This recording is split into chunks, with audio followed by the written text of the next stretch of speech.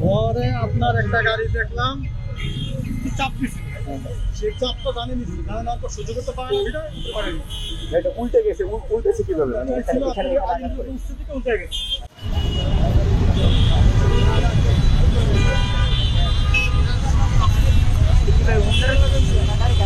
একবারে রাস্তা ফাঁকা ফাঁকা গাড়ি, সম্ভবত মনে হয় অন্য একটা ভ্যানে ছিল মনে হয় ড্রাইভারটা, সম্ভবত।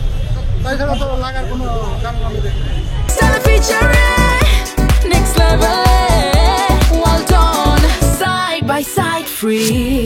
রাজধানীর মহাখালীর এলিভেটেড এক্সপ্রেসওয়ে এলাকাতে একটি প্রাডো গাড়ি, যেটির চালক তিনি দ্রুতগতিতে আসছিলেন এবং এসে এই যে এলিভেটেড এক্সপ্রেসওয়েতে প্রবেশ করার যে পথটি রয়েছে তার ঠিক উল্টো পাশে এই যে প্রাডো গাড়িটি সেটি ধাক্কা লাগে সড়কের ডিভাইডারের উপরে এবং সেখানেই যানবাহনটি উল্টে পড়ে সড়কের একবারে মাঝে। তবে এখন পর্যন্ত এই যে ঘটনা, সেই ঘটনায় কেউ হতাহত হয়নি।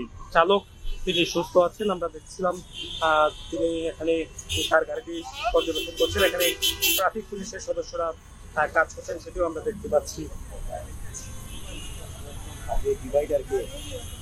যাকে দেখছেন তিনি চালক এখানে প্রাডো গাড়িটি, এবং এই গাড়িটি ময়মনসিংহ মুক্তি যে সড়কটি রয়েছে সেই সড়ক দিয়ে আসছিল এবং সেখান দিয়ে আসার পথে গাড়িটি উল্টে পড়ে সড়কের ডিভাইডারের উপরে ধাক্কা লেগে, সেটি আমরা দেখছিলাম। এবং এখন এই যে স্থানটি, এখানে ট্রাফিক পুলিশের সার্জেন্ট পাশাপাশি দায়িত্ব যারা রয়েছেন তারা এসেছেন এবং তারা এসে বিষয়গুলোর তথ্য সংগ্রহ করছেন এবং পরবর্তী আইনগত ব্যবস্থা তারা গ্রহণ করবেন বলে তারা জানিয়েছেন, সেটি আমরা দেখতে পাচ্ছি। এখানে কিছুক্ষণের মধ্যে রেকার চলে আসবে এবং এই যে গাড়িটি উল্টে দিয়েছে সেটি থেকে ইতিমধ্যে আমরা দেখতে পাচ্ছি ডিজেল বা অকটেন জাতীয় যে দাহ পদার্থ রয়েছে সেটি নির্গত হচ্ছে এবং প্রাডো যে গাড়িটি রয়েছে সেটি সড়কে একেবারে ডিভাইডারের মাঝেই উল্টে পড়েছেন। তবে এখন পর্যন্ত হতাহতের কোনো ঘটনা আমরা দেখতে পাচ্ছিলাম না।